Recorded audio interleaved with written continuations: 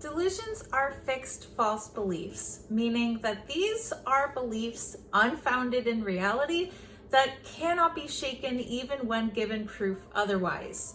For a person experiencing delusions, you could give them all the evidence in the world that what they believe isn't true, and it would not shake the belief. It would not change anything. As a person with schizoaffective disorder who has had multiple psychotic episodes, I can say that delusions are one of the worst symptoms for me. Now, I know hallucinations get a lot of attention for being very flashy and in your face. When you see depictions of them in movies, they tend to be a lot like an acid trip. But for me, the delusions are way, way worse. Delusions are far spread. Now, pretty much anything can be turned into a delusion. A lot of my delusions come from the things around me. They come from the messages I pick up in things I see on TV or read in books. But there are some delusions that could absolutely blow your mind, and I want to tell you about 3 that I find really, really interesting. Before getting any further into this video, I just want to give a disclaimer to say that I am not a mental health care professional. I am just a person with lived experience who loves to talk about psychosis and share experience and spread awareness and offer education. I am by no means able to give medical advice or really any advice for that matter, but I do my best to bring light to this often stigmatized subject of psychosis. Given the nature of just how sensitive of a subject psychosis is, I want to also throw out a trigger warning to say that sometimes I do talk about distressing subjects when I talk about psychosis. And if at any point during this video you find yourself feeling uncomfortable by what I may be talking about, you are more than welcome to leave. In this video specifically, I will be talking about morbid jealousy. I will be talking about persecutory delusions. I will be talking about things of a bit of an unsettling nature. Moving on. The first delusion I would like to talk to you about today is called the Truman Show delusion. Now, if that sounds familiar to you, that may be because it's named after a 1998 movie starring Jim Carrey called The Truman Show. And basically, it's a movie in which Jim Carrey plays a man named Truman who is being broadcast all across the world in a TV show about his life. The only thing is, he doesn't know that he's the star of the show. Basically, Truman is raised on a TV set and his entire world is crafted around him by actors and designers and writers who are playing out his life in real time. His life is being broadcast to the public 24/7 every day of his life. He starts to pick up on how weird things are around him, like in his environment and in the people in his life, and he realizes that he's actually in a show. His entire life is like a hidden camera show. For people who experience this delusion, it is pretty much a very, very similar experience in which people believe that their lives are being broadcast in some way. They may believe that they are on a hidden camera show. They may believe that they're part of some sort of a survivor competition that is, hidden to them, but apparent to everyone else. Basically, they will believe that they are the only one who's not in on it and that everybody is staging this front. This is a type of persecutory delusion. Persecutory delusions are actually the most common form of delusion, and they are basically the delusion that something or someone is out to harm you. In this instance, it would be, the broadcasting of your life. But it can go so much farther than just that of a TV show. This delusion is actually pretty old and it predates the Truman Show movie. It goes way back. In the 1940s and 50s, this delusion looked a lot more like people believing their brains were being controlled by radio waves. And as technology advanced, so did this delusion, to the point where now we commonly have delusions seen as microchips in the brain or AI controlling people's lives online. There are many ways that this specific persecutory delusion plays out with each new technology. I've had this delusion, and for me, it felt like being on some kind of a survival show. I believed while I was in the hospital that everybody was in on this TV show but me. There were other patients who were contestants and we all had to keep quiet about it. I believed that they would communicate to me in small ways like, hey, there's a camera over there. And I pretty much figured part of the game was being hush hush and not acknowledging it. So I never acknowledged it. Probably no one realized I was having this delusion at the time because to keep up with the game, I had to keep quiet. The feeling of being unwittingly involved in a survival game show was incredibly stressful to me. It was so uncomfortable believing that my entire life was being broadcast on TV and not knowing what aspects of it were being filmed and when. Not being able to tell where the cameras were coming from because I believed that they were hidden in the walls. Not knowing what the other contestants knew and if they were part of like trying to get me. It was so stressful and I never really felt like I had any privacy. Aside from the Truman Show delusion, I have to say one of the other more stressful delusions that I've had is a bit more animalistic, and this would be clinical zoanthropy. Clinical zoanthropy is from a class of delusions called delusions of misidentification.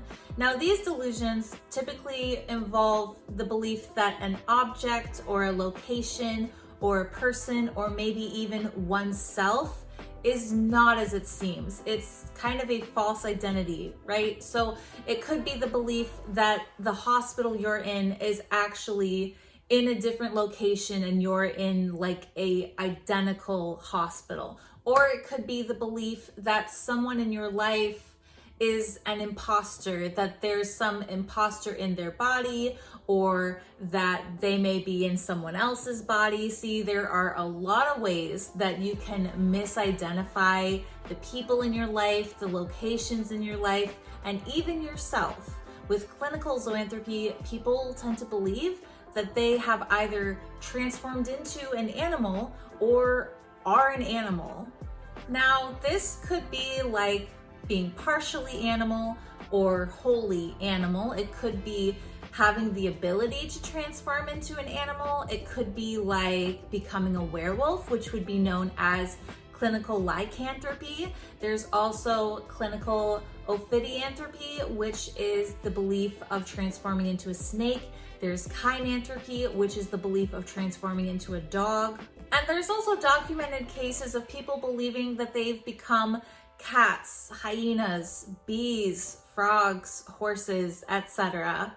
When I've had this delusion, I've specifically had kynanthropy, which was the belief that I was a dog. And until I found out this was a real delusion, I thought that this was entirely unique to me because how could you ever possibly believe something like this? It's just so out there. But that's just the thing about delusions is your mind can make you believe pretty much anything when you're in a delusional state. And for me, I believed that I was a dog. And it was very much like being inside the mind of a dog because I was obviously still in a human body. And I knew that, and it was very conflicting. It felt very dysphoric to be a dog in a human body. I felt uncomfortable actually because I knew that this wasn't the correct body for me. I was supposed to be on 4 legs. I was supposed to, bark. I was supposed to have fur, and I didn't. So that was uncomfortable. Another thing that I think was awkward was communication because I typically wouldn't speak to other people. I would sometimes bark, but for the most part, I didn't say very much unless it came out in like rudimentary dog-like sentences like, want to go to park today? Things that a dog might say. Strangely enough, even though I spoke in these kind of fragmented sentences that I thought a dog would say, I still thought in lucid, clear terms. Like I could think coherently, and I just believed I was a dog, but I could write For instance, when I would sign documents, I would draw a paw print, but then they'd always have me add my own name, and there'd be this disconnect between, yes, I'm a dog, but I can also write like a human. And it's almost like my mind would just sort of erase those facts about me. And so yes, I can write like a human, but look, there's my paw print, that's my signature, that's what we're focusing on here. We're focusing on that, not the legibility of my human handwriting. We're focusing on the proof that I've come up with, which is that I am a dog. I do want to throw out there that this is actually not the same as furries or otherkins or therians, because I think there can be some confusion there, because things like furries, otherkins, therians are anthrozoomorphic identities, but they're not delusions. Delusions, being fixed false beliefs, can be resolved. When I take medication, I'm no longer a dog. Also, it's such a basic experience when I'm a dog. I'm not the identity of a dog. I'm any old dog. I don't need a dog name. I don't need a breed. I just know that I'm a dog and I have the mind of a dog, but it's not who I am, right? Because Carolyn, gone. Dog, taken over.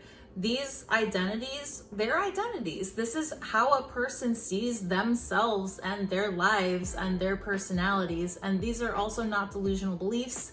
These are from sound, right-minded people. So my belief that I'm a dog is kind of like the rubric of a dog. It's not the personality and full-fledged life experience of believing I actually am identifying as a dog. Lastly, we are going to end on a darker note with a delusion that is truly horrific to experience. Thankfully, I have never had it, although I have acquaintances and friends who've had this experience. This is an unfortunate delusion, a jealous delusion called Othello syndrome.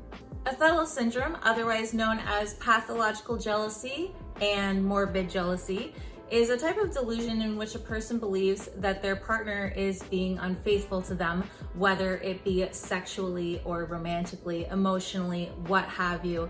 And a person with this delusion may use seemingly ordinary, everyday occurrences as proof or evidence that their partner is indeed being unfaithful.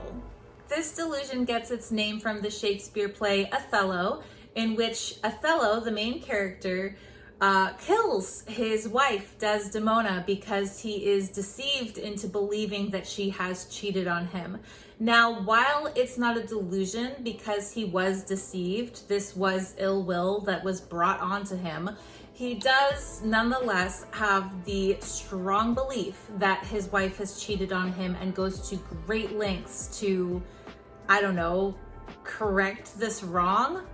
Thankfully, this delusion is not always that dire. However, it can lead to instances of stalking, even cyber stalking. It can lead to sabotage and, in some cases, unfortunately, violence.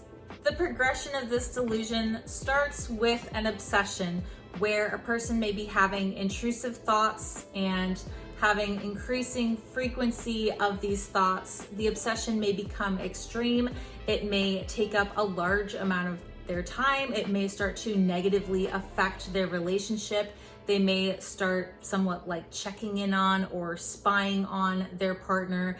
And then it can turn into suspicions that their partner may be actually cheating on them and sleeping with someone behind their back, that they may have contracted an STD, or that they may even be poisoning them to lower their sexual function.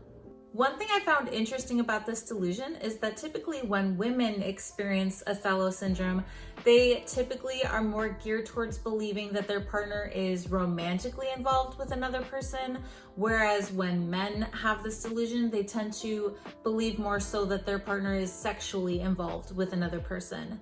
In instances where there is violence, it tends to be instigated more by male partners than by female partners. So, not the greatest experience. Delusions in general are incredibly stressful. They tend to be very dark, and I've never had any kind of delusion. Well, I don't know, grandiose delusions aren't so bad, honestly. Believing you're a god can be pretty nice, but for the most part, delusions suck.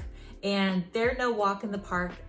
Do not recommend, 0 out of 10. However, I think they're very fascinating to learn about. I think it's important to learn about psychosis education, because whether you yourself have been through psychosis or you have a loved one going through it, it helps a lot to understand what's happening in an event that is so misunderstandable. Anyway, that's all I have for you today. Thank you so much for watching this video. I truly appreciate it. Also, if you'd like to leave a suggestion for future video topics, please let me know in the comments, because I'd be happy to make a video for you. I have some fun ones coming up soon, so be on the lookout for those. As always, please like and subscribe to support my channel. I recently reached 1,000 subscribers, so in honor of that, I started a Patreon page which you can subscribe to. There is also a link in the description box below. I put out videos every Thursday/Friday, so if you want to see more content from me, you can stick around. There's more coming soon. Thank you. Bye.